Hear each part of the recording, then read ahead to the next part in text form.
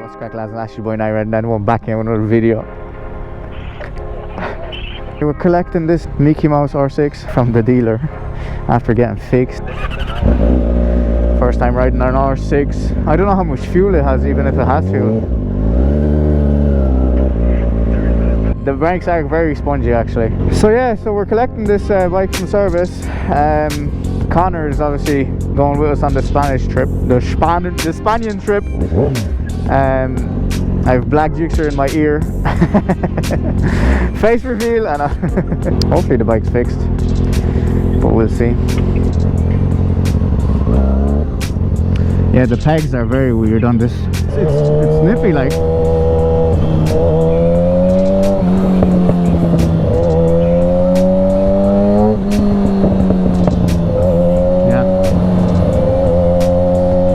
I like how responsive the throttle is like.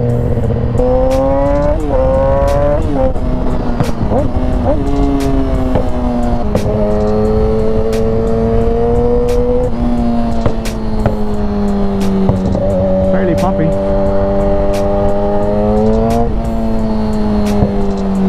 Oh bro, sounds so nice and so responsive.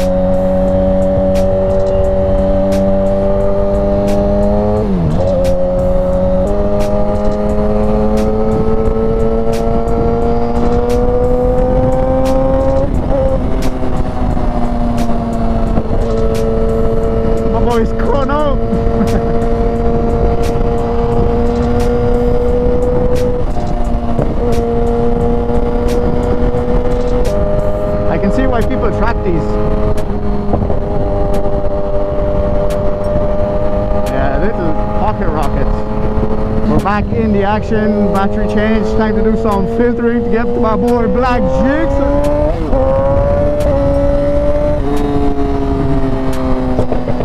Oh bro, she's alive and well.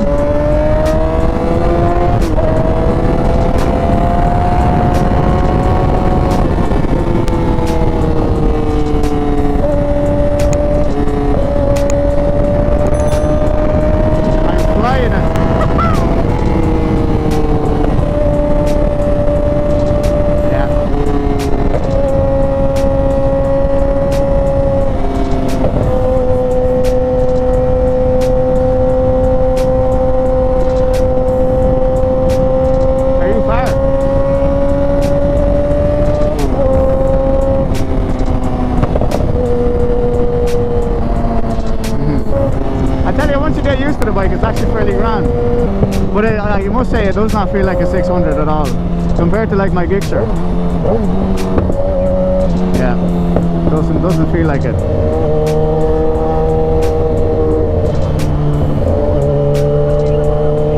No, I'd say it'd be just under a 750.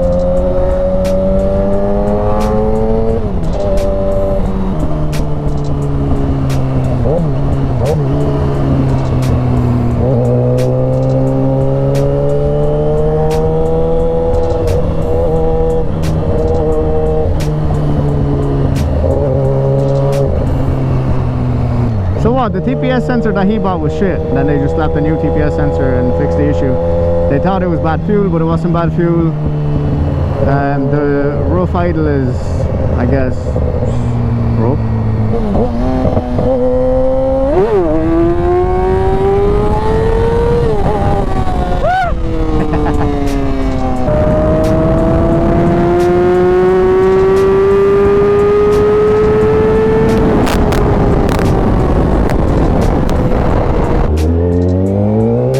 I got it.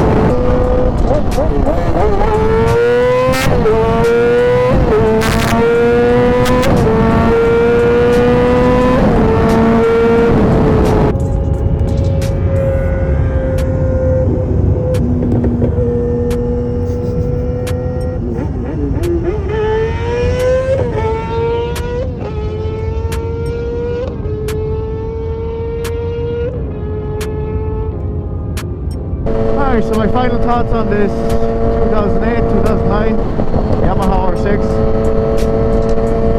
I can agree with the statement that on, say, Gixxers or BMWs you're sitting in the bike, whereas on Yamahas you're sitting on the bike. It feels very much on top. It's a very tall bike.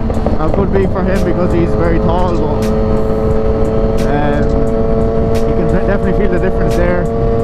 Throttle is very responsive. I can see why people track these, why they were so low. Very nippy for a 600, very nippy, especially once you get up into that higher RPM range where you're screaming and you're moving.